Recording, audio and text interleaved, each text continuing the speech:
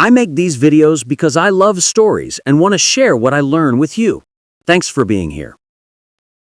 In early 1868, excited newspapers across America rippled out the claim that a young New Jersey inventor named Zadok Dederick has invented a man that, moved by steam, will perform some of the most important functions of humanity. By March, the news had become so widespread and the idea so tantalizing that New Yorkers lined down Broadway for the chance to see the marvel for themselves. Inventor Zadok Dederick, sometimes spelled Zadok, was a machinist and pattern maker in his early 20s who had spent years working on the prototype of a mechanical man. He set up shop in a room across the street from the remains of P.T. Barnum's American Museum in Lower Manhattan, which had so recently burned down that curious New Yorkers were still coming to the site to rubberneck over the ruins. Admission to his workshop was 25 cents. Inside, the steam man was set up for visitors. He resembled a sort of rotund cyborg Monopoly man, with a steam whistle in his mouth, engines concealed beneath his barrel chest, and a literal stovepipe hat for a smokestack. The quarter-ton figure, made largely of metal, was operated by a 4-horsepower steam engine and could be attached to a rickshaw or wagon. Double-jointed legs allowed for maneuverability, and the whole affair was polished off with gentlemanly looks. Gloved hands, a handsome jacket, and a smooth white enameled face with a sizable mustache. The humanoid disguise was entertaining, to be sure, but it was also functional. Dederick hoped his invention would be used for public transportation and labor, and didn't want a metal beast scaring horses. Together, the steam man and carriage weighed in at a ton and were said to cost $3,000, more than $70,000 in 2025. Dederick had spent years with his partner Isaac Grass in conceiving, building, and fine-tuning the mechanism. The automaton came to be known as the Steam Man of Newark. The workmen nicknamed it Daniel Lambert, after an 18th century British jailer and sometime sideshow attraction who weighed more than 700 pounds.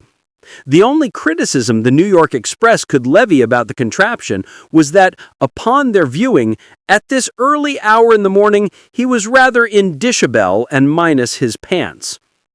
The steam man was not simply an amusement. Fans of the innovation suggested the machine could replace horses altogether. An 1868 entry in The Friend, a religious and literary journal, marveled that the invention could walk or run as he's bid, in any direction and at almost any rate of speed, drawing after him a load whose weight would tax the strength of 3 stout draft horses. In an age of rapid industrialization, expansion, and immigration, the steam man was a visible signal of change. 20 pounds of steam will set the man in motion, Dederick was quoted in the St. Louis Republic, and 20 cents worth of coal will work him for a day. A tireless worker, stronger than men and horses, not only threatened the conventional labor force to the benefit of wealthy owners, it made uncomfortable connections to enslavement. Responses to the steam man were all over the map. The scientific establishment urged patience, with Scientific American magazine stating that we learn that although an invention of the kind is in progress, it is far from being perfected. A journalist in The Flag of Our Union called Dederick a visionary on the order of a new Frankenstein, and another in the American Artisan and Patent Record Journal thought the whole thing was pretty funny. 5 women write, ordering cast-iron husbands, and 1 gentleman sends for a wife. As a young inventor, Dederick played directly into romantic ideas of the self-made American man, of the potential for genius and profit within every common citizen. It was hard, too, not to consider the skeleton of Barnum's museum across the street from Dederick's gallery. For more than 2 decades, Barnum and other American cultural figures had played with humbug entertainments that invited spectators to decide for their sovereign selves if something was real or fake. Truth was not necessarily Barnum's endgame, says Kathleen Mayer, executive director of the Barnum Museum in Bridgeport, Connecticut. He valued giving people the opportunity to engage with humbug on their own terms. For him, the truth was often less important than the chance to explore, wonder, and think independently. A kind of self-proclaimed democracy in 19th century America. Was Dederick's machine really meant to be effective, or mostly to amuse through suggestion of futuristic possibility? In the end, it is hard to know. Papers covering the fad in 1868 comment that his choice of real estate capitalized on the fire excitement at Barnum's. They also point out that, for all the talk about the steam man pulling wagons on the bumpiest cobblestones, there was always something preventing a full demonstration, whether it was a small room or the objections of the local insurance company. In the end, the steam man of Newark had a short lifetime. Barely a year after its celebrated debut, the New Jersey paper Monmouth Democrat called the contraption a grievous humbug and said it had recently been put up for sale. The machine would nonetheless have a tremendous legacy, just not perhaps the one Dederick intended. In the 1860s, with rising literacy rates, cheap printing, the globalization of American identity, and the increasing popularity of dime novels, the steam man was just the thing for an adventure story. Author Edward Ellis borrowed Dederick's invention right down to the riveted stovepipe hat and plucky boy inventors, and in 1868 wrote Steam Man of the Prairies.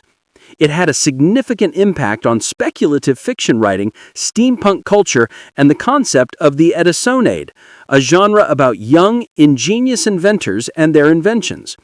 By dramatizing Dederick's invention, Ellis helped lay the groundwork for modern science fiction. The story of Zadok Dederick and his steam man teaches us that innovation often begins with bold imagination, not perfection. Dederick dared to dream far beyond his time, reminding us that progress only happens when someone is brave enough to try something others laugh at. His invention also shows that technology, no matter how exciting, always challenges society's comfort zones, whether it threatens jobs, traditions, or the way people understand the world. Another lesson is that public attention can be both powerful and dangerous.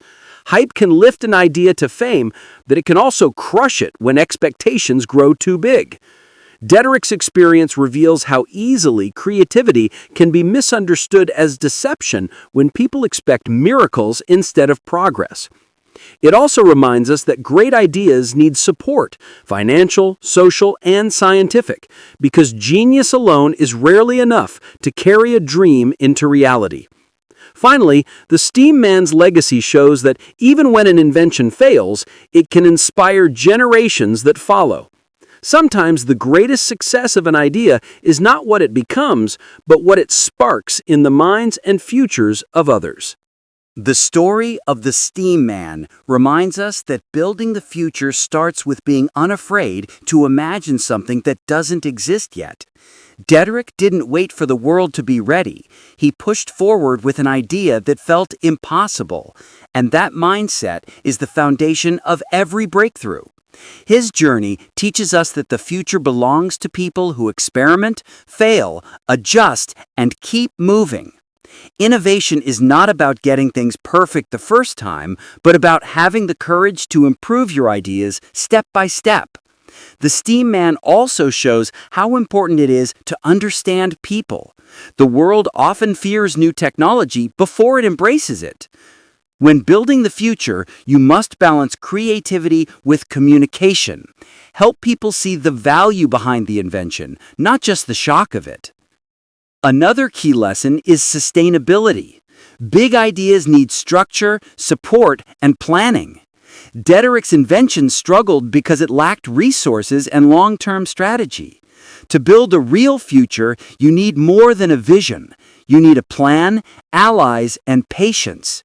His story also reminds us that even small steps can inspire massive progress later. Today's failures can become tomorrow's foundation. Every futuristic idea we see now, robots, AI, machines, automation, comes from people who dared to dream long before the technology was ready. The Steam Man shows that even when an invention disappears, the influence remains, pushing others to think bigger. Building the future is not about being right. It's about being brave enough to try again and again until imagination becomes reality.